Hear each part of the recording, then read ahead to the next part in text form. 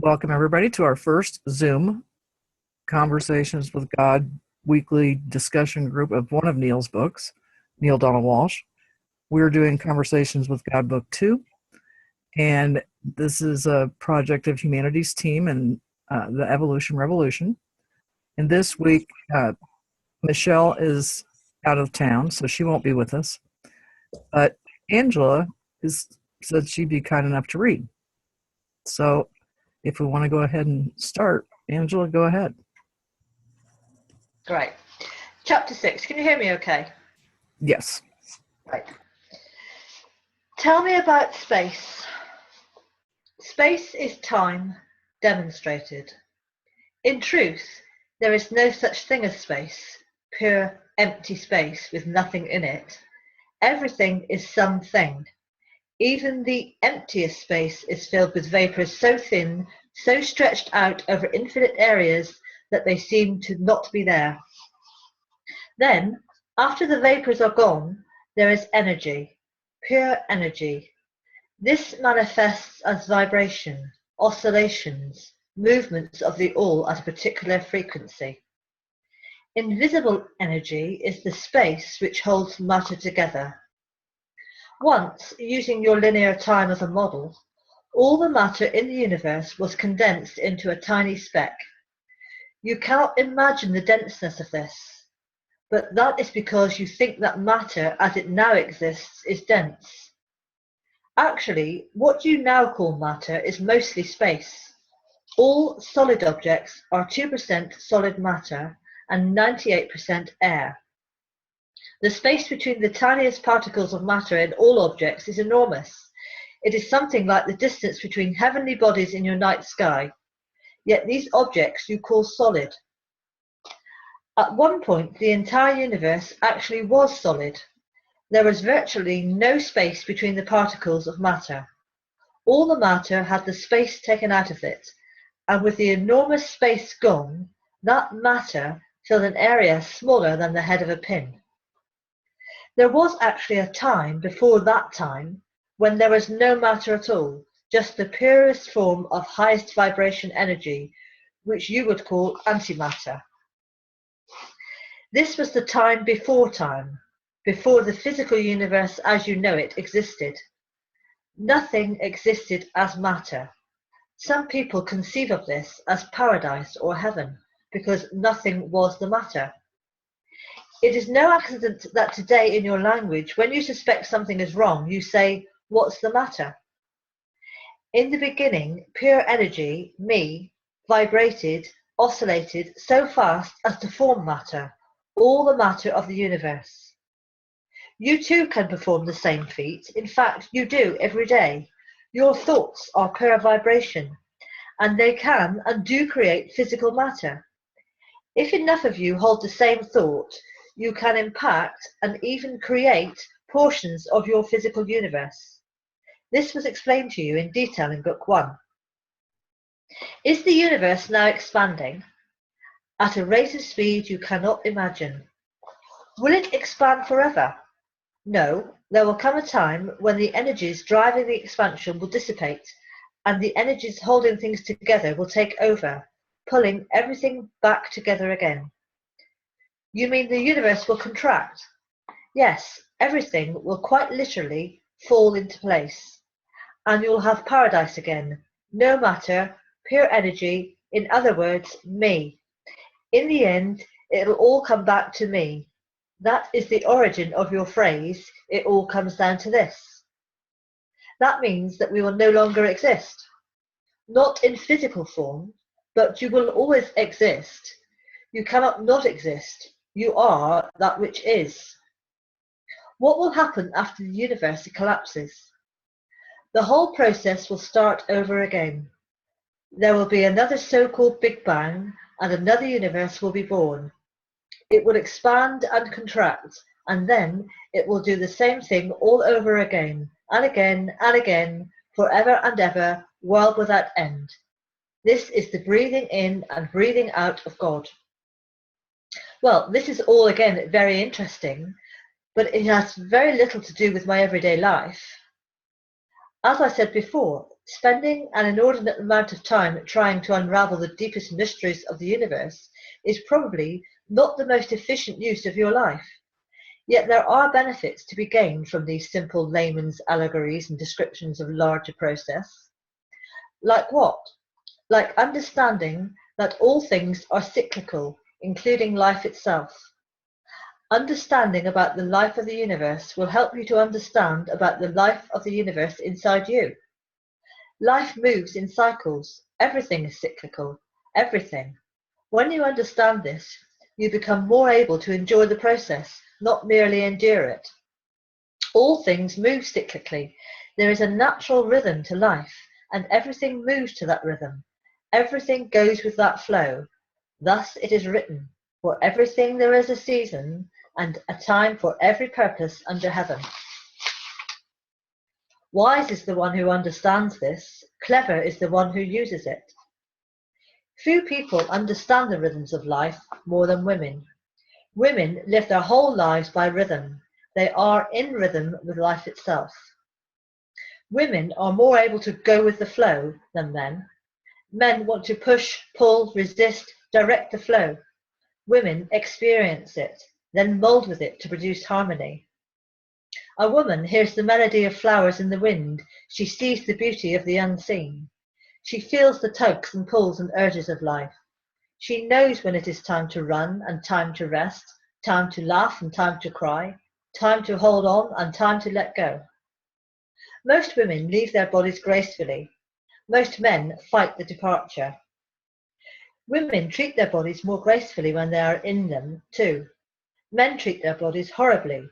That is the same way they treat life. Of course, there are exceptions to every rule. I'm speaking here in generalities. I'm speaking of how things have been until now. I'm speaking in the broadest terms. But if you look at life, if you admit to yourself what you are seeing, have seen, if you acknowledge what is so, you may find truth in this generality. Yet that makes me feel sad. That makes me feel as though women are somehow superior beings, that they have more of the right stuff than men. Part of the glorious rhythm of life is the yin and the yang. One aspect of being is not more perfect or better than another. Both aspects are simply and wonderfully that, aspects. Men obviously embody other reflections of divinity which women eye with equal envy.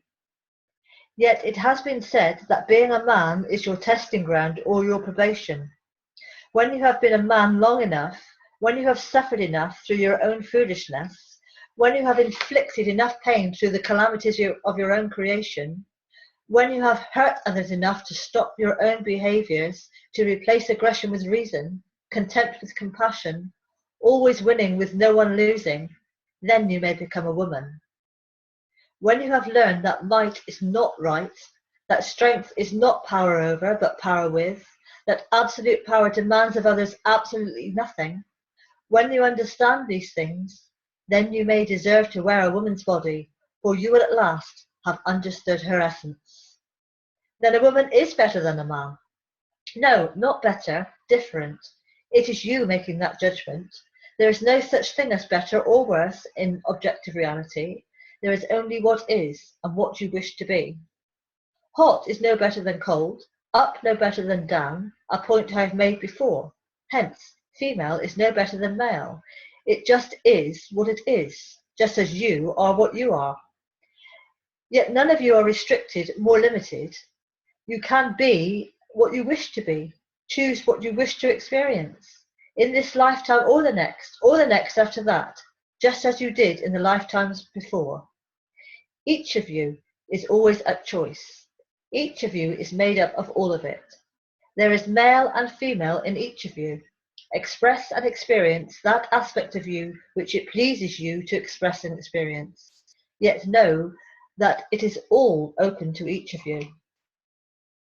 I don't want to get off onto other topics. I want to stay with this male-female paradigm for a while longer. You promised at the end of the last book to discuss in much more detail the whole sexual aspect of this duality. Yes, I think it is time that we talked, you and I, about sex. Thank you. You probably noticed I've been on the phone with somebody trying to get into Zoom, so I didn't really catch much of this chapter at all. So if somebody would like to make comments, because I can't bring up a topic at the moment because I wasn't with you.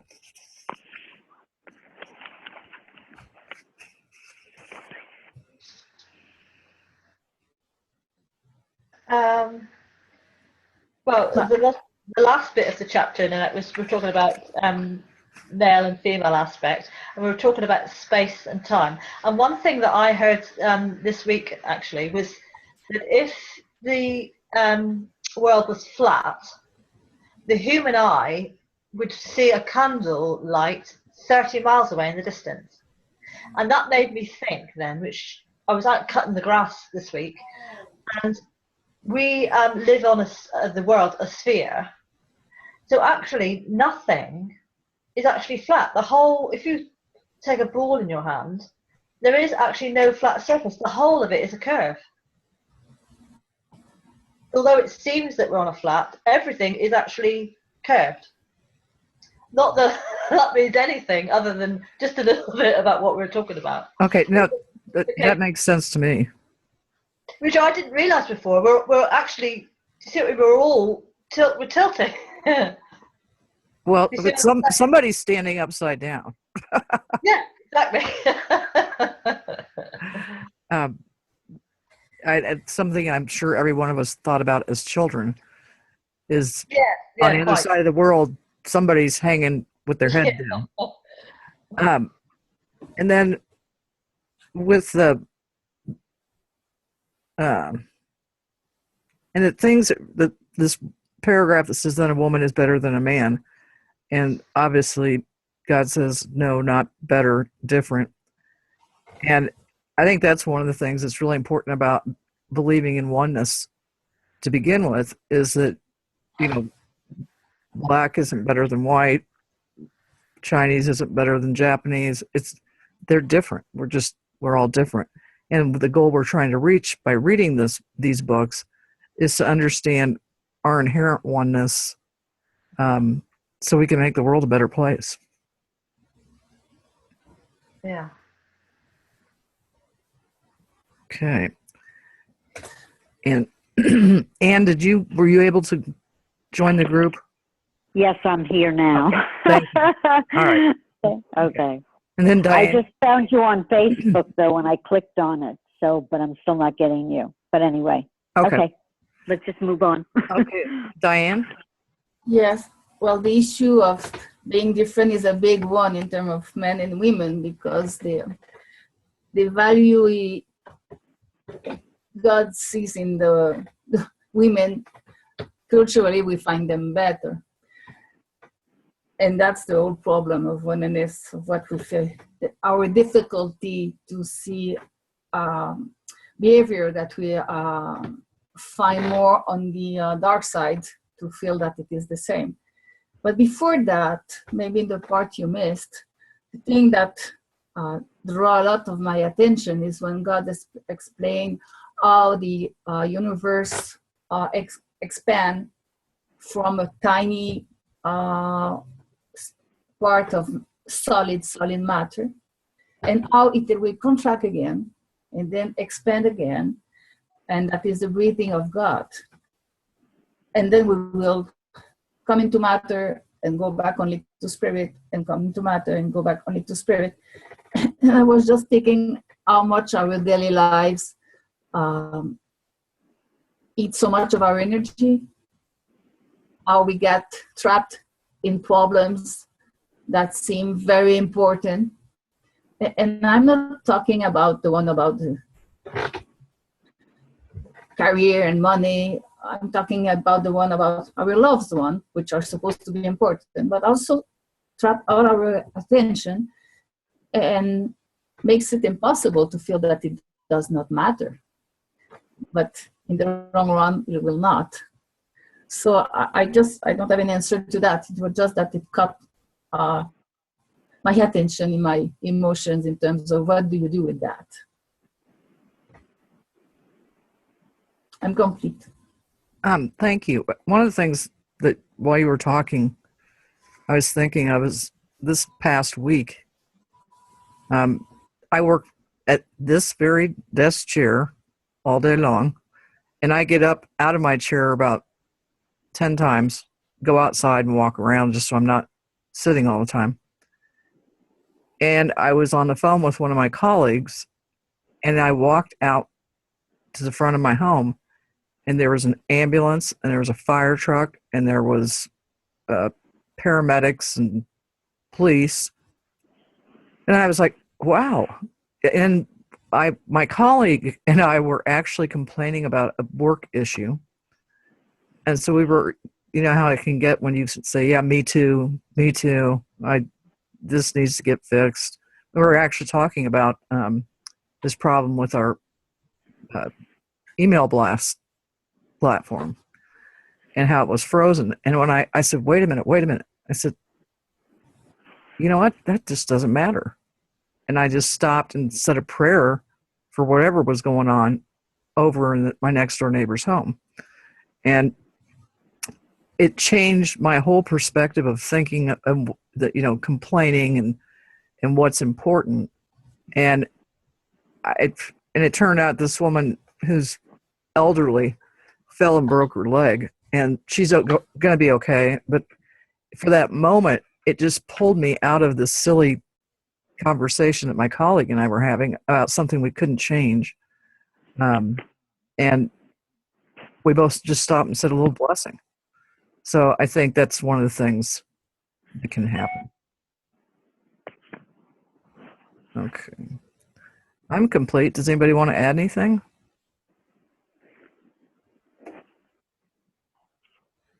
Okay. Yeah. Oh, go ahead. I'd like to add something. I look after an elderly gentleman, and he fell not once but twice just before this call started. And I was thinking, you know, I want to be on the call.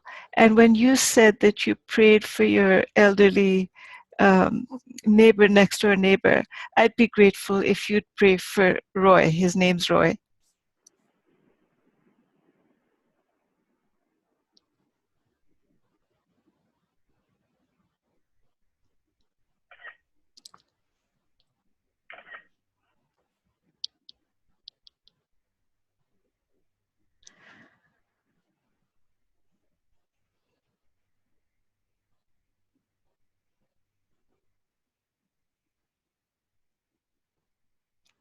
Thank you. You're on mute, Nanette.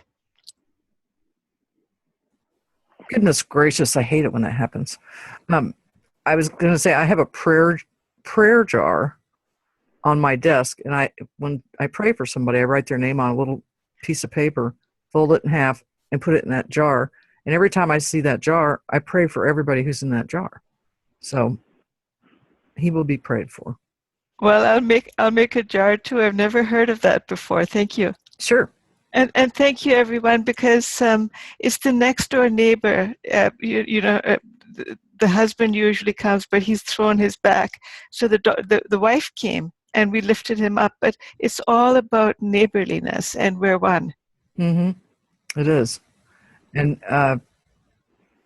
that's what's important. And one of the things when they were leaving in the ambulance and the daughter was standing outside, I said, I hope everything's okay there. And she said, everything will be.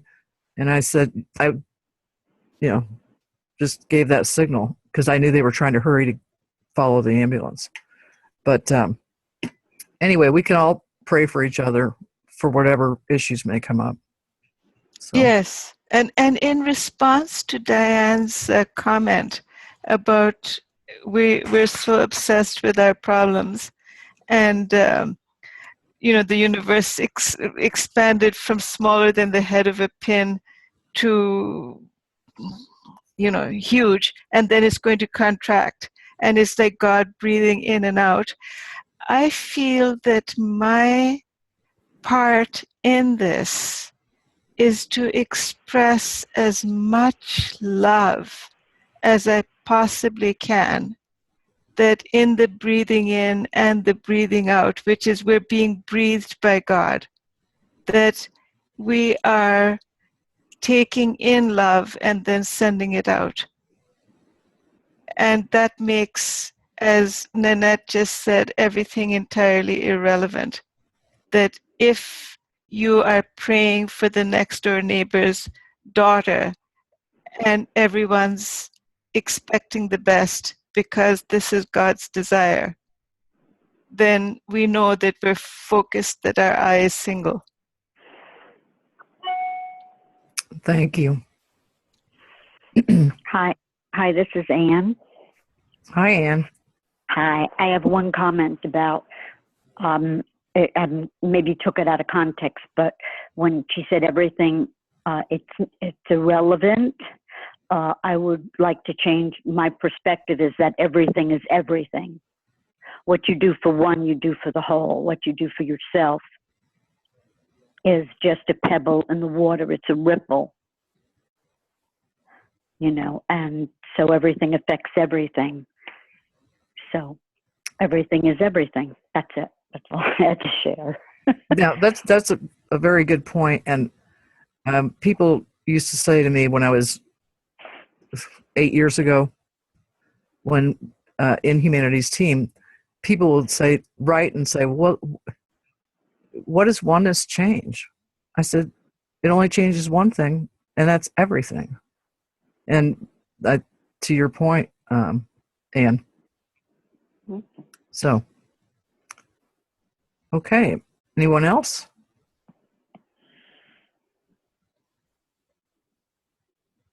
Okay. Angela, where are you? There you are. Do you want to go ahead and what's the time? Yeah, we've got plenty of time. You want to go ahead and read the next one? Okay. Chapter 7. Why did you create two sexes? Was this the only way you could figure for us to recreate? How should we deal with this incredible experience called sexuality?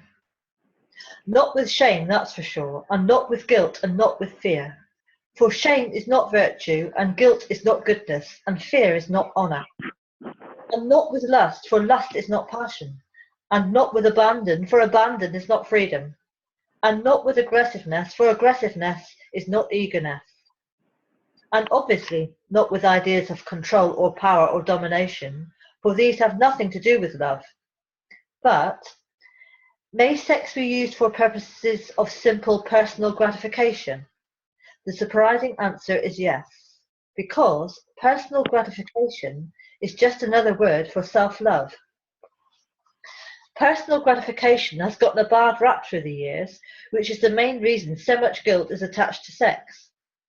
You are told you are not to use for personal gratification something which is intensely personally gratifying. This obvious contradiction is apparent to you, but you don't know where to go with the conclusion. So you decide that if you feel guilty about how good you feel during and after sex, that will at least make it all right. It's not unlike the famous singer you all know, whom I will not name here, who receives millions of dollars for singing her songs.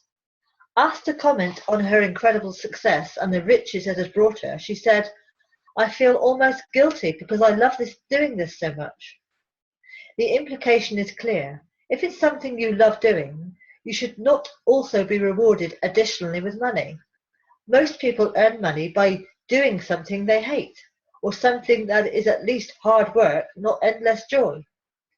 So the world's message is, if you feel negatively about it, then you can enjoy it. Guilt is often used by you in your attempt to feel bad about something you feel good about, and thus reconcile yourself with God, who you think does not want you to feel good about anything.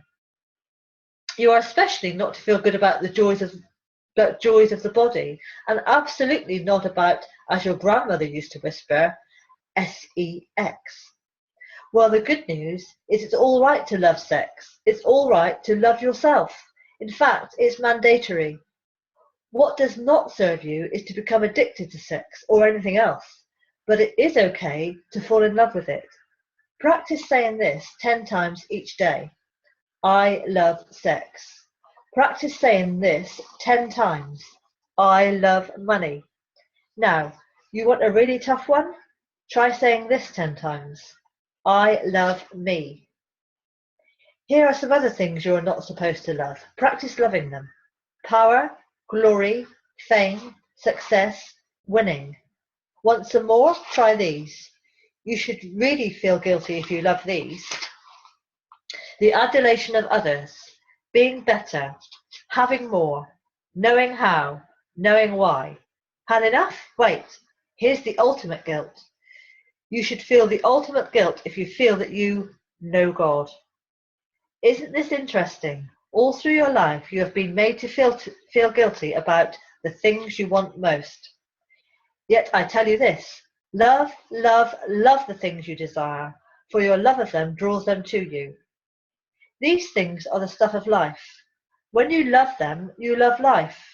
When you declare that you desire them, you announce that you choose all the good that life has to offer. So choose sex, all the sex you can get, and choose power, all the power you can muster, and choose fame, all the fame you can attain, and choose success, all the success you can achieve, and choose winning, all the winning you can experience. You do not choose sex instead of love, but as a celebration of it. Yet do not choose sex instead of love, but as a celebration of it. And do not choose power over, but power with. And do not choose fame as an end in itself, but as a means to a larger end. And do not choose success at the expense of others, but as a tool with which to assist others. And do not choose winning at any cost, but winning that costs others nothing, and even brings them gain as well. Go ahead and choose the adulation of others, but see all others as beings upon which you can shower adulation, and do it. Go ahead and choose being better, but not better than others, rather better than you were before. Go ahead and choose having more, but only so that you have more to give. And yes, choose knowing how and knowing why, so that you can share all knowledge with others. And by all means, choose to know God. In fact, choose this first, and all else will follow. All of your life you have been taught that it is better to give than to receive, yet you cannot give what you do not have. That is why self-gratification is so important, and why it is so unfortunate that it has come to sound so ugly. Obviously, self-gratification at the expense of others is not what we're talking about here. This is not about ignoring the needs of others, yet life should also not have to be about ignoring your own needs. Give yourself abundant pleasure, and you will have abundant pleasure to give others. The masters of tantric sex knows this. That's why they encourage masturbation, which some of you actually call a sin. Masturbation, oh boy, you have really stretched the limit here. How can you bring up something like that? How can you even say it in a message that's supposed to be coming from God? I see, you have a judgment about masturbation. Well, I don't, but a lot of readers might, and I thought you were saying we were producing this book for others to read. We are. Then why are you deliberately offending them? I am not deliberately offending anyone. People are free to be offended or not, as they choose. Yet do you really think it is going to be possible for us to candidly and openly talk about human sexuality without someone choosing to be offended? No, but there's such a thing as going too far. I don't think most people are ready to hear God talk about masturbation. If this book is to be limited to what most people are ready to hear God talk about, it's going to be a very small book. Most people are never ready to hear what God talks about when God is talking about it. They usually wait 2,000 years. All right, go ahead. We've all gotten over our initial shock. Good.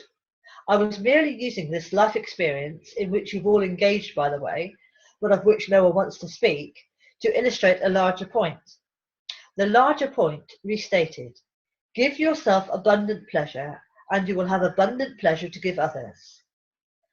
Teachers of what you call tantric sex, which is a very high form of sexual expression, incidentally, know that if you come to sex with hunger for sex, your ability to pleasure your partner and to experience a prolonged and joyful union of souls and bodies, which is a very high reason to experience sexuality, by the way, is greatly diminished. Tantric lovers, therefore, often self-pleasure before they pleasure each other. This is frequently done in the presence of each other, and usually with the encouragement and help and loving guidance of each other. Then, when initial hungers have been satisfied, the deeper thirst of the two, the thirst for ecstasy through prolonged union, can be gloriously satisfied. The mutual self-pleasuring was all part of the joyfulness, the playfulness, the lovingness of sexuality fully expressed. It is one of several parts. The experience you call coitus or intercourse might come at the end of a 2-hour encounter of love, or it might not. For most of you, it's very nearly the only point of a 20-minute exercise. That is, 20 minutes if you're lucky. I had no idea this was going to turn into a sex manual. It's not. But it wouldn't be so bad if it did. Most people have a lot to learn about sexuality, and its most wondrous, beneficial expression. I was nevertheless still seeking to illustrate the larger point. The more pleasure you give yourself, the more pleasure you can give to another. Likewise, if you give yourself the pleasure of power, you have more power to share with others. The same is true of fame, wealth, glory, success, or anything else which makes you feel good. And by the way, I think it's time we looked at why a certain thing does make you feel good. Okay, I give up. Why? Feeling good is the soul's way of shouting, "This is who I am." Have you ever been in a classroom where the teacher was taking attendance, calling the roll, and when your name was called you had to say "here"? Yes. Well, feeling good is the soul's way of saying "here." Now, a lot of people are ridiculing this whole idea of doing what feels good. They say this is the road to hell, yet I say it is the road to heaven. Much depends, of course, on what you say feels good. In other words, what kinds of experiences feel good to you. Yet I tell you this, no kind of evolution ever took place through denial. If you are to evolve, it will not be because you've been able to successfully deny yourself the things that you know feel good, but because you've granted yourself these pleasures and found something even greater. For how can you know that something is greater if you've never tasted the lesser?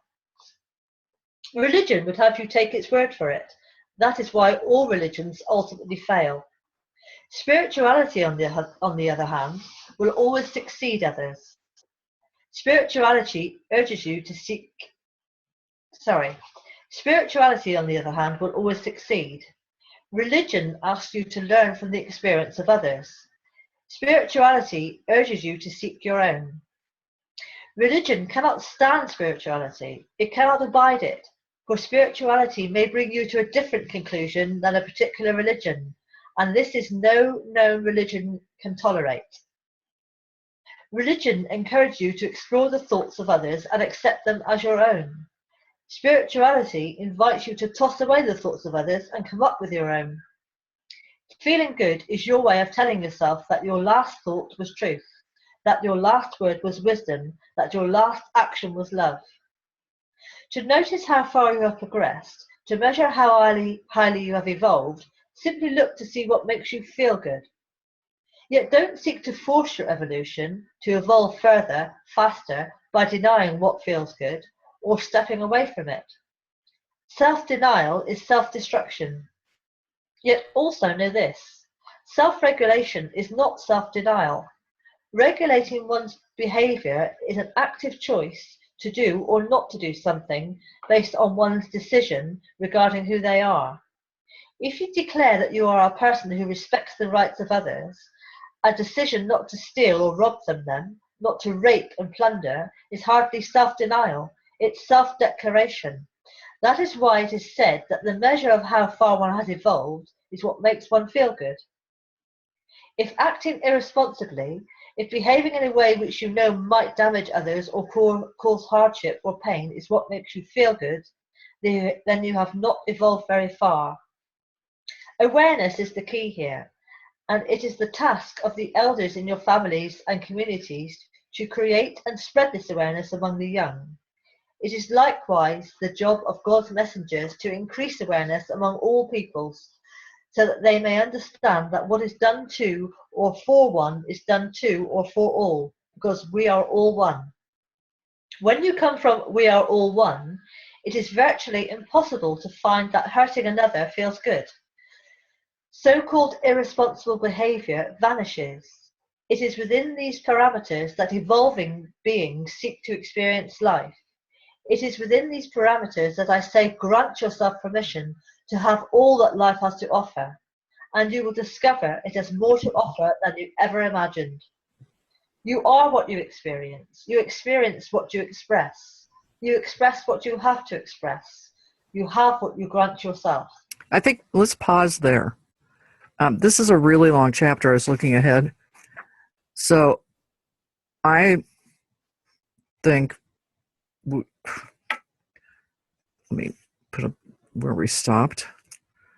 I have to tell you, and some of you have heard me tell this story before, but when my grandmother, my maternal grandmother, got married, her mother, who was from Ireland, gave my grandmother the advice on her wedding night to lay back and think of the Queen. And I can remember my mom telling that story. And of course, didn't make any sense to me. But I think about how far we've come since my great-grandmother's era, because if she had seen these words where Neil interjects and says, I can't believe we're talking about, or God's talking about masturbation, my grandmother probably would have dropped dead, right on the floor. But I really think that there's some, even though we're talking about sexuality and pleasure, we're also talking about being able to say, I love sex, I love money, I love me. And, know God. This is multifaceted here in saying that the more we say those things, the more those things come back to us. Does anybody want to comment on that?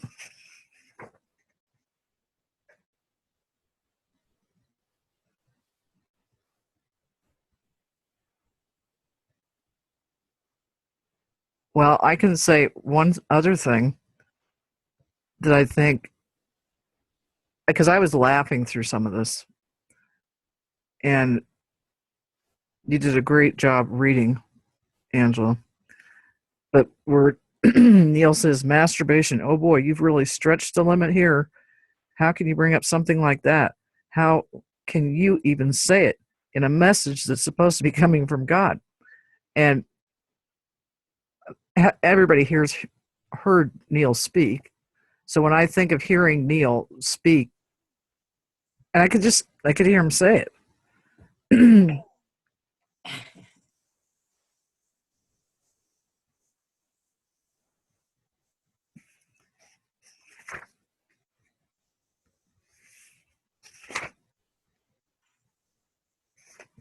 Anybody else?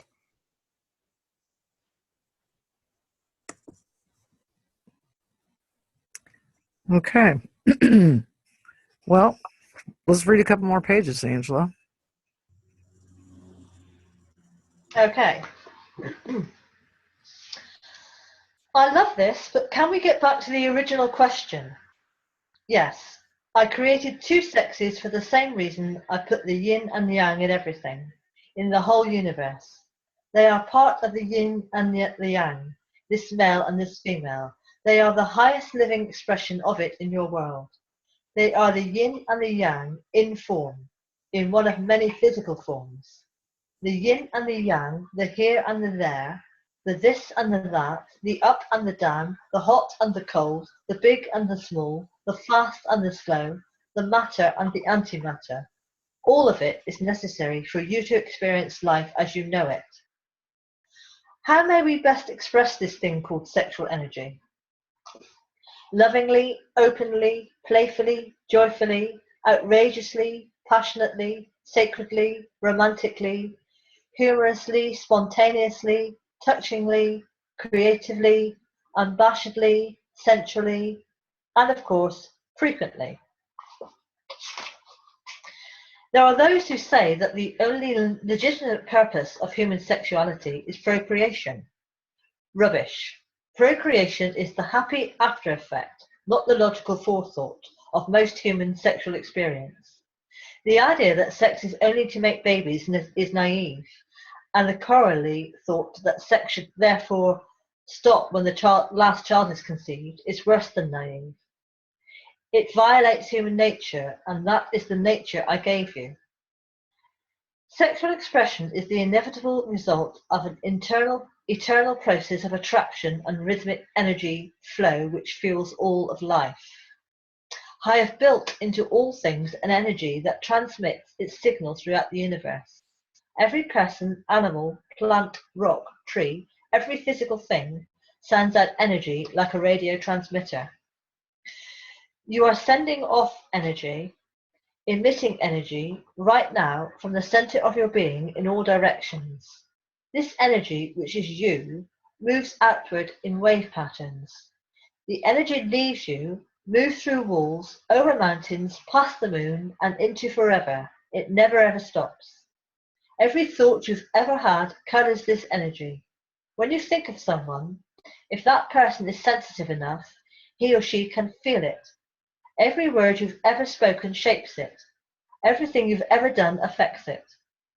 The vibration, the rate of speed, the wavelength, the frequency of your emanations shift and change constantly with your thoughts, moods, feelings, words, and actions. You've heard the saying, sending off good vibes, and it's true. That's very accurate. Now, every other person is naturally doing the same thing, and so the ether, the air between you is filled with energy, a matrix of intertwining, interwoven personal vibes that form a tapestry more complex than you could ever imagine. This weave is the combined energy field within which you live. It is powerful and affects everything, including you. You then send out newly created vibes, impacted as you are by the incoming vibes to which you are being subjected, and these in turn add to and shift the matrix, which in turn affects the energy field of everybody else, which impacts the vibes they send off, which impacts the matrix, which impacts you, and so forth. Now, you may think this is all just fanciful illusion, but have you ever walked into a room where the air was so thick you could cut it with a knife? Or have you ever heard of two scientists working on the same problem at the same time on opposite sides of the globe, each working on the problem without the other's knowledge, and each suddenly coming up with the same solution simultaneously and independently? These are common occurrences and some of the more obvious manifestations of the matrix. The matrix, the combined current energy field within any given parameter, is a powerful vibe. It can directly impact, affect, and create physical objects and events, wherever two or more are gathered in my name. Your popular psychology has termed this energy matrix the collective consciousness. It can and does affect everything on your planet, the prospects of war and the chances for peace, geophysical upheaval or a planet becalmed, widespread illness or worldwide wellness. All is the result of consciousness. So too, the more specific events and conditions in your personal life. That's fascinating, but what does it have to do with sex? Patience, I'm getting to that. All the world is exchanging energy all the time. Your energy is pushing out, touching everything else. Everything and everyone else is touching you. But now an interesting thing happens. At some point, midway between you and everything else, those energies meet. To make a more vivid description, let's imagine two people in a room. They are on the far sides of the room from each other. We'll call them Tom and Mary. Now, Tom's personal energy is transmitting signals about Tom in a 360-degree circle out in the universe. Some of that energy wave hits Mary. Mary, meanwhile, is emitting her own energy, some of which hits Tom. But these energies meet each other in a way you may not have thought of. They meet midway between Tom and Mary. Here, the energies unite. Remember now, these energies are physical phenomena. They can be measured, felt. and combine to form a new energy unit we call Tomary.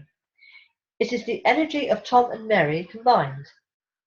Tom and Mary could very well call this energy the body between us, for it is just that, a body of energy to which both are connected, which both are feeding the continuous energies which flow to it, and which is sending energies back to its two sponsors along with the thread or cord or pipeline that always exists within the matrix.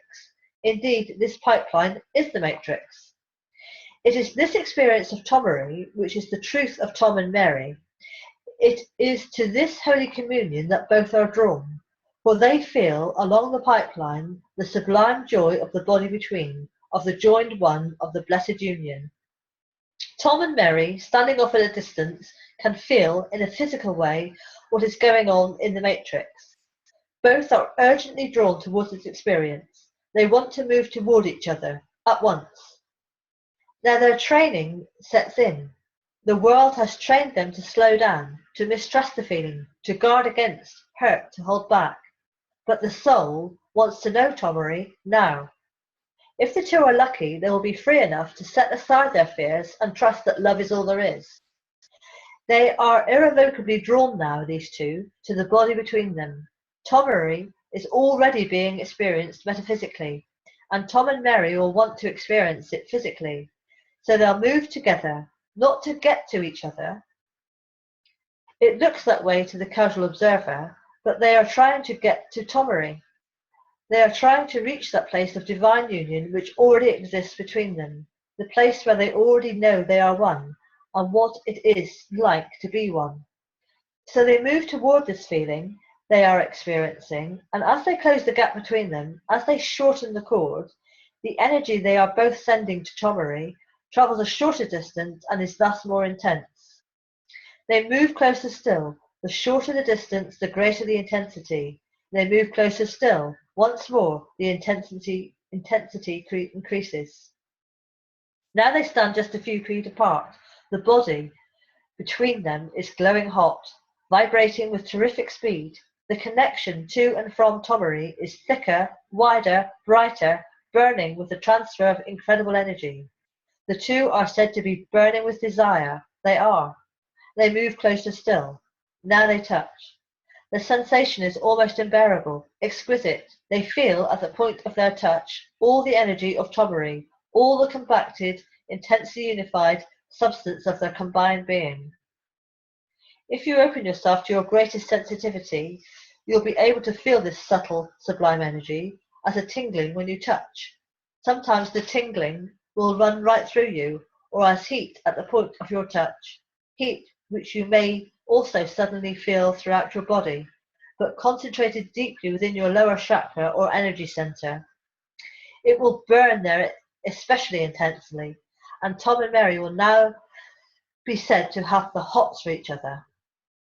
Now the two embrace, and they close the gap even further, with Tom, Mary, and Tomary all filling nearly the same space. Tom and Mary can feel Tomary between them, and they want to get even closer, to literally meld with Tomary, to become Tomary in physical form. I have created in the male and female bodies a way to do that. At this moment, Tom and Mary's bodies are ready to do that. Tom's body is now ready to literally enter Mary. Mary's body is ready to literally receive Tom within her. The tingling, the burning is now beyond intense. It is indescribable. The two physical bodies join. Tom, Mary, and Tomary become one, in the flesh. Still, the energies flow between them, urgently, passionately. They heave, they move. They can't get enough of each other, can't get close enough together.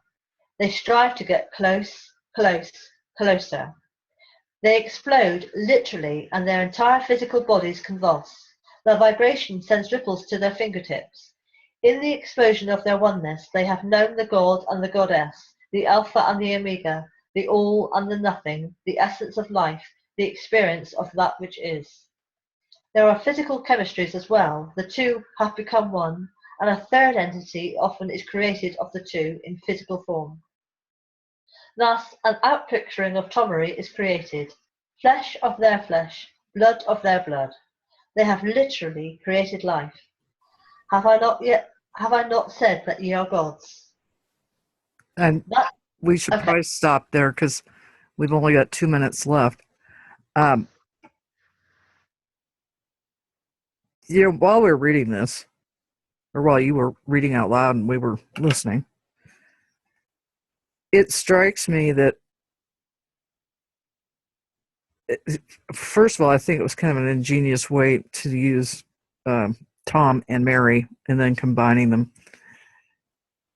And I also thought, in my book, it's on page 93, where it says, it is this experience of Tomery, which is the truth of Tom and Mary.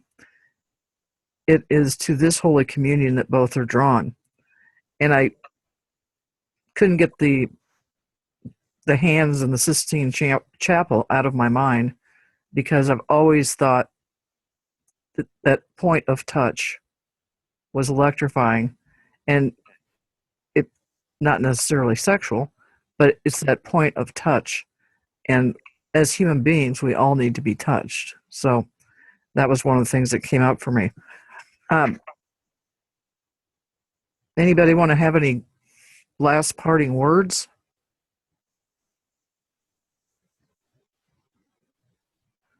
Okay. Well, I know that I've never done this before. I mean, I've done Zoom before, but I haven't run the call. I have to figure out a way to upload it and a place to upload it so that people can listen to it. And I understand it takes a couple of hours to do. I don't have to sit in front of my desk. It just takes a while. And so as soon as I get that finished, I will I'll put it up on the websites. And thank you everybody for being here, and thank you Angela for reading, and thank you Tammy for helping me through my first lead Zoom call. And Anne, if you can give me a few minutes before you call me, because I'm going to help Anne get Zoom downloaded on her device. Okay, everybody, you can take yourselves off mute and say goodbye. Bye. Bye, everybody. Bye-bye. Bye. Thank you all for joining. Thank you. Okay. How do we do this?